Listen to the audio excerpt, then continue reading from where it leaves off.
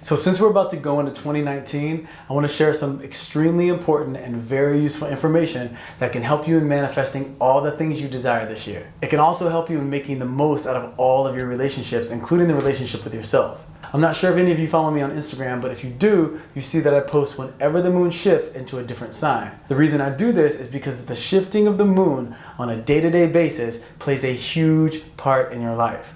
Knowing this information really changed everything for me, so I want to share it with you because I know I can do the same for you. It's seriously going to be your secret weapon on your path to manifesting the things that you want, on understanding yourself, on understanding other people. And when it comes to relationships, there is honestly no astrological information more useful in terms of daily application. Have you ever wondered why you wake up some days feeling like you can conquer the world and other days you feel like it's a chore just to get out of bed? Some days you feel so in love with the person that you're with, and other days you feel like you wouldn't mind seeing them get hit by a bus. Okay, maybe not hit by a bus, but you get what I'm saying. What a lot of people don't know or fully understand is that where the moon is on a day-to-day basis has a huge effect on your mood and how you feel.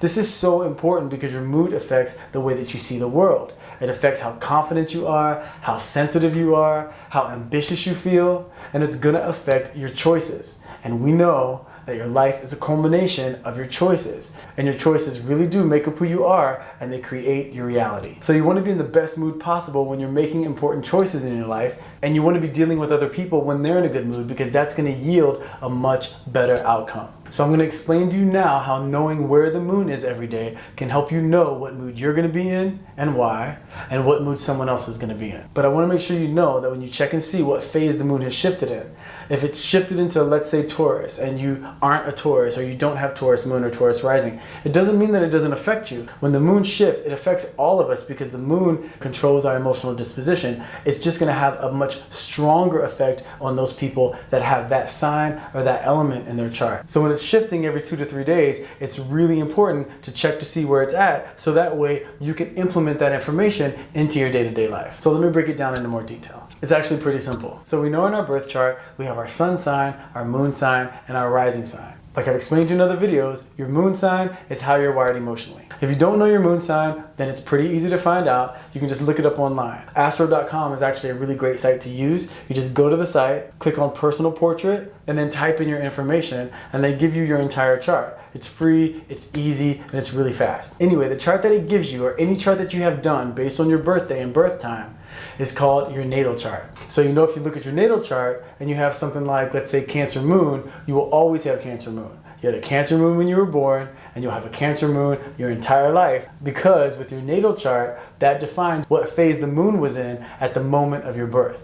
But now in our day-to-day life, we know that the moon shifts every 2 to 3 days, just like the sun shifts every 29 to 30 days. Like right now, when I'm recording this video, we're in Sagittarius. But on December 21st, it will shift into Capricorn. So basically every month when we go into a new sign, that's because the sun has shifted into that sign. Now, because the moon influences how we feel, when the moon shifts every 2 to 3 days, it has a major effect on your emotional disposition. Now, the key is understanding how it affects your emotional disposition. This is the most important part of this video, and the main thing you need to know to use this information to your advantage. So when the moon shifts into the same element as your moon sign, it's going to make you much more emotionally sensitive. It's like your moon sign gets a shot of steroids and becomes a much bigger part of your personality and has much more influence on how you feel. So the usual balance of your personality is going to change. So let's go back to that Cancer moon example. If you have Cancer moon and the moon has shifted into Cancer, Scorpio, or Pisces, which is the same element as your moon sign, water, you're going to know that you're prone to be much more emotionally affected by your experiences, and you're more likely to take things way more personally. So if you're interacting with someone and you find yourself taking offense to something, as opposed to reacting like we're usually prone to do, you're going to check yourself and you're going to say, okay, the moon has shifted into water right now, so I may be a little overly sensitive, so let me not take this personally. Let me communicate and get to the bottom of what's really going on and understand if this person I'm dealing with really means what they're either saying or doing in the way that I'm taking it. Because more than likely, when the moon is in water and you have Cancer moon or Scorpio moon or Pisces moon, your perception is going to be a little off and you're going to be overreacting. So with this knowledge, you'll be checking in with yourself first before you check the other person, and saving yourself from a lot of unnecessary drama and conflict. Okay, going with that same example, if you have Cancer moon and let's say you have a job interview coming up, you're going to want to try and schedule that job interview when the moon is in something like fire, because when it's in fire, it's not going to trigger that overly emotional side of you, and fire is an element of confidence and action, so it will help in fueling that part of you that needs to walk into that interview on your toes and ready for anything. So the rule of thumb is when the moon has shifted into the same element as your moon sign, it's going to bring out the traits of your moon sign in a much more aggressive manner. Let's take another example. Like if your moon is in Libra and the moon has shifted into Gemini, Libra, or Aquarius, the air signs, which is the same element as your moon sign. It's going to bring out your sensitivities and have them manifest in a very Libra type way. You'll start to second guess everything. We know air signs perceive the world through their intellect, so that part of you that gets into your head will be on overdrive. So knowing this information at the start of your day can help you counterbalance the effects. You can say to yourself, okay, I know the moon has shifted into air, so let me not give into these defeating thoughts of doubt. Let me put forth a little more effort to connect to the part of me that has certainty and trust in the process. Let me only deal with the facts of what's going on in the situation. You won't let yourself start to speculate and create this narrative around what's happening, because then you start to react to what's going on in your head as opposed to what's really taking place in reality. All right, let's take another example. If your birth chart is in Leo and the moon has shifted into fire, which would be the signs of Aries, Leo, or Sagittarius, this is going to make the fuse to your temper a lot shorter. So if you see the moon has shifted into fire, you need to make sure that you have something like working out on your schedule for that day, because the release of energy when you work out helps rebalance your overall way of being. If you have fire in your chart, anything physical helps you to refocus and release any excess energy that is pinned up and waiting to explode. Also, if your moon is fire, you want to watch having any sort of deep emotional talk during this time, because if you get triggered, you may say something that you don't mean, and you know that once you say something, even if you apologize, you can't unring that bell. And you don't want to ruin a relationship because you lost control and said something that you really don't mean. All right, let's take another example. Like if your moon is in an earth sign like Capricorn. So when the moon shifts into one of the earth signs like Taurus, Virgo, or Capricorn, you're going to be much more likely to be triggered into insecurity, worrying about physical things like comparing yourself to other people, asking yourself if you've lived up to your potential by a certain age, or do you have enough money coming in?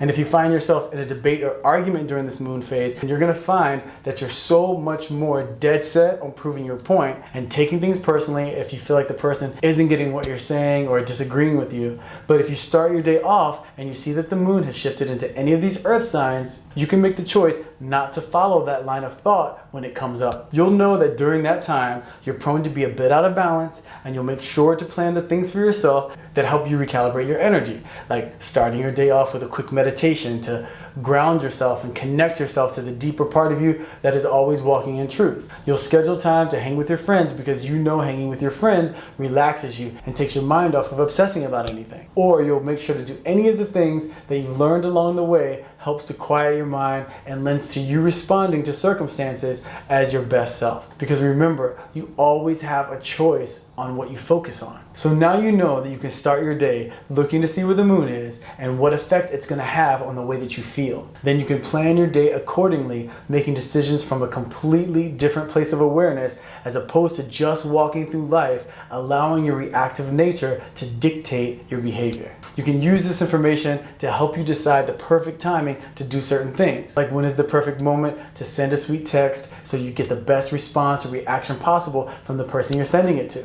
Or when is the best time to apologize for a fight that you just had? Or maybe you have your eye on someone and you need to know the right time to make your move. Checking the moon can help you decide how to get the optimum results you're looking for. Because we all want to get the things that we want, so we can share as much as possible as an expression of the excitement and joy that comes from living a fulfilled life. So I promise I'll keep you posted on my Instagram on where the moon is and how that energy is going to affect you and the people around you. I'll give you that general overview of what phase the moon is in, and you'll know that if it's in the same element as your moon sign, then that's the time for you to take that extra step to plan your day accordingly by doing the things that you know will keep you in the most balanced position possible. So let's gear up for 2019. I really hope this information is as useful to you as it is to me in my life. You just need to make sure you know your moon sign so you can see the information and then apply it to your specific chart. If you like this video, please take a moment to hit the like button, subscribe, maybe share it with your friends so they can stay on top of where the moon is regarding their chart, and let's all get on the path